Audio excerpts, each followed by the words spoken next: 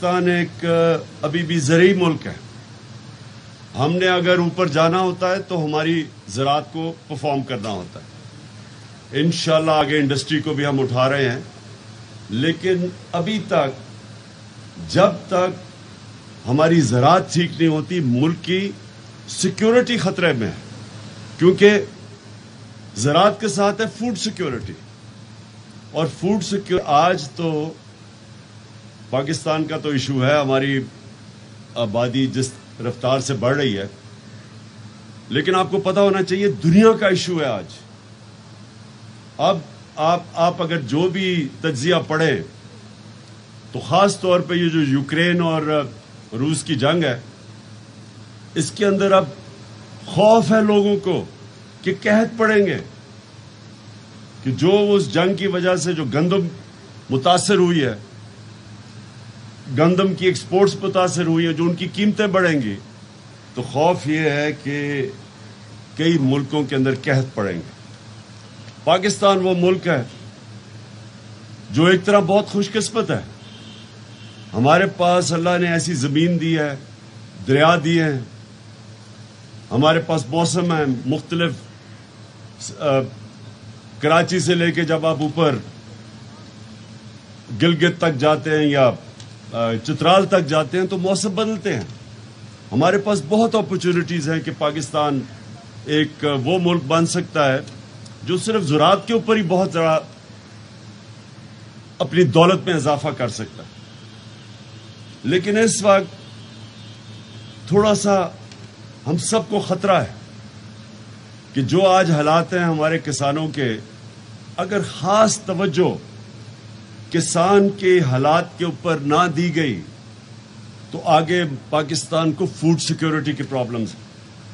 ہمیں ڈر یہ ہے کہ باہر سے اب امپورٹس جو ہم سوچ رہے تھے کہ ہمارے زمانے میں ہم سوچ رہے تھے کہ 20 لاکھ ٹن ہم نے گندم امپورٹ کرنی ہے روس سے، تو اب جو اس لڑائی کی وجہ سے ان کی قیمتیں بھی بڑھتی جائیں گی اور دنیا کے اندر شارٹیج کا خدشہ ہے.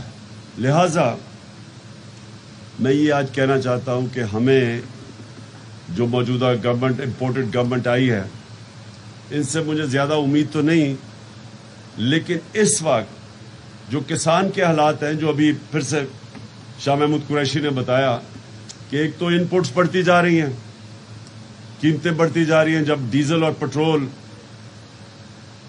10 دنوں کے اندر 60 لیٹر دونوں ان کی قیمت بڑھا دی گئی، اور پھر بجلی بھی بڑھا دی گئی.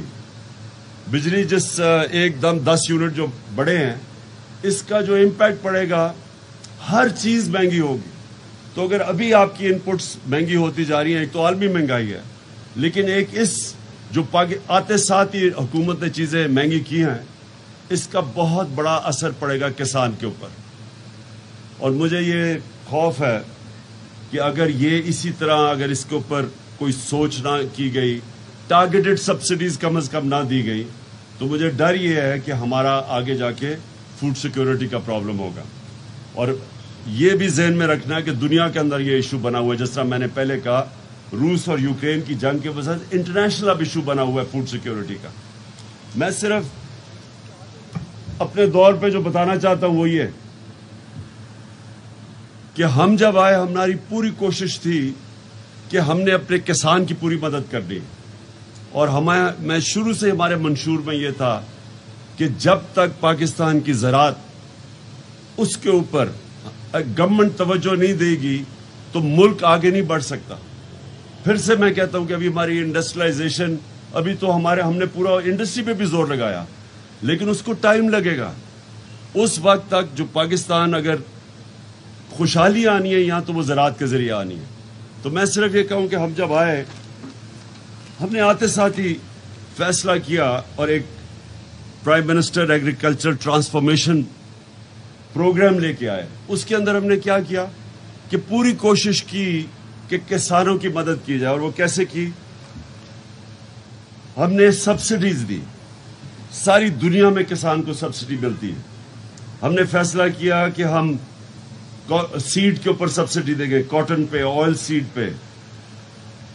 ڈی اے پی کے اوپر ہم نے فیصلہ کیا، دالوں کے اوپر بھی ہم نے سبسڈیز دی. ڈی اے پی پہ فیصلہ کیا کہ 24 ارب रुपए کی سبسڈی ڈی اے پی کو دی جائے گی. پھر پوٹیش کو علیحدہ سبسڈی. پھر جو یوریا کے اوپر 132 ارب روپے کی سبسڈی تھی ہماری.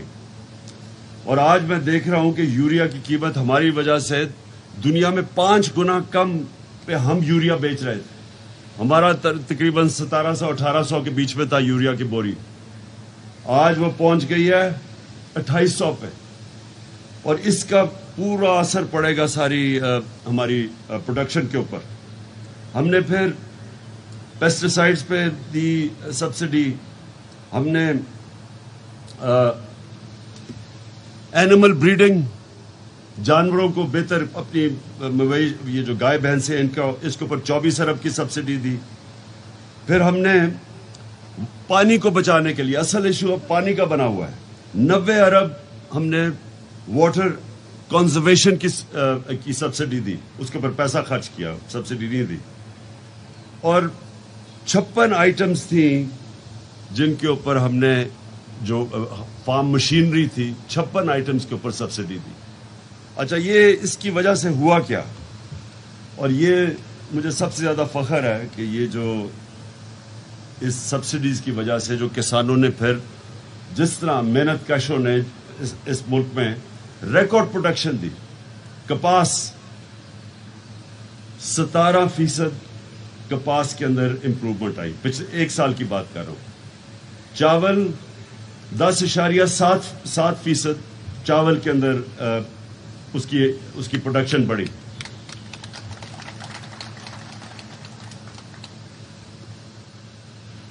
گنا 9.4% گنا بڑھا. اور چینی کی پروڈکشن 24% بڑھی. Oil seeds 24.7%. دالیں 29% دالوں کے اندر ہماری پروڈکشن بڑھی. آلو 35% بڑھے. مرچیں 8.6%. سوری 36%. ہماری جو سبزیاں تھی 11.5%. ہم نے جس میں بڑا ہمیں امپروومنٹ ملی وہ تھی ہماری میز.